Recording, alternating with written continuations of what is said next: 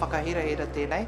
I runga anō i te mea ka whai wāhi mātou o te taurawhiri me ngā kaitautoko ki te whakatairanga i ngā mahi ko Tutuki i tēnei tau, te hunga tūmata whānui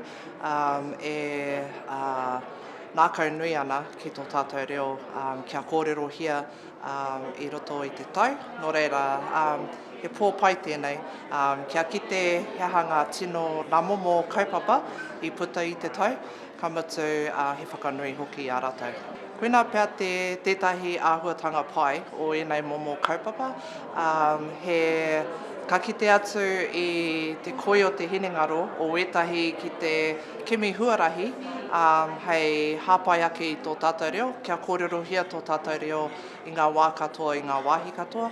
Nō reira, koina tētahi āhuatanga miharo katoa ki au, i roto i ia wāhanga ka kite atu i tētahi mea hou, kua puta, kua tino whakārohia e ngā tāngata hea ke tētahi huarahi hei āwhina i te hunga e nākaunui ana ki tō tātou reo.